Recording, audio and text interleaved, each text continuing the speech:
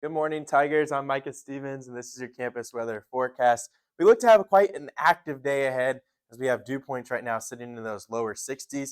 That's going to be some of our storm fuel as we get through the rest of our afternoon hours today. That's really going to aid our risk for severe weather as we get into the afternoon hours. We can see that cold front stretching off into Kansas right now.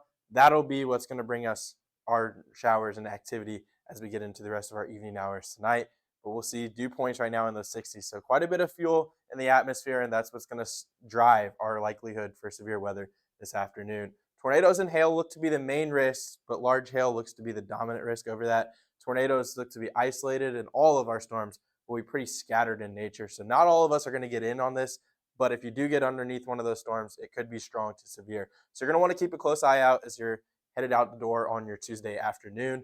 Make sure you're prepared, have multiple ways to get warnings as we're going to be dealing with a couple of rounds of severe weather potential this morning and this afternoon. We'll see that here on satellite and radar. Right now we're calm. We have some cloudy skies with just some light showers around in the area, but off into Kansas, we have some stronger showers that have started to develop, and those showers will continue to push their way in to central Missouri as we head through the rest of our afternoon hours.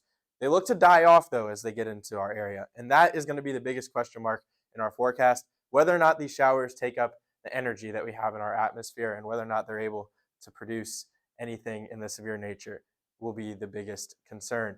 If these early morning showers can produce some type of severe weather, we'll likely see a decrease in our chance for severe weather as we head through the late afternoon hours. But if these storms come in weaker and we see some clearing on the backside, we're likely to see stronger severe storms north of I-70, and that looks to be the greatest risk area. In places like Macon, Moberly, Kirksville, those areas look to be under the gun for the greatest amount of severe weather, but areas in Columbia, Jefferson City, and the Lake of the Ozarks, we can't rule out a scattered storm possible as we head through the afternoon hours Tuesday. We'll see that first round continue to push off to the east. That second round starting to develop here around 3 o'clock along that Highway 63 corridor north of I-70. And those showers look to continue to push off to the east as we get through the rest of our evening hours. They'll quickly race out of the area and we'll be left dry as we get into the evening hours on Tuesday, clearing out as we get into the morning hours on Wednesday. So I told you a lot of information. It's a lot to take in. So let's break it down here a little bit more. We'll have pop-up showers possible this morning. Those showers that are off in Kansas will continue to work their way in. They'll likely die out as we get into the central Missouri region, which will bring us our greatest chance of severe weather as we get into the afternoon hours. Again, if these showers are stronger in the morning and last longer into the afternoon, we'll likely won't see as much of an impact for that second round of storms this afternoon. But if those storms can die off this morning and we'll see a little bit of sunshine, we'll likely see all hazards in play this afternoon with large hail as our main risk along with tornadoes will still be possible.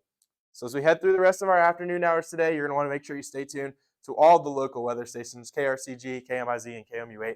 We'll all have the latest information for you to keep you prepared and keep you safe throughout this severe weather event that we have for the rest of our day today.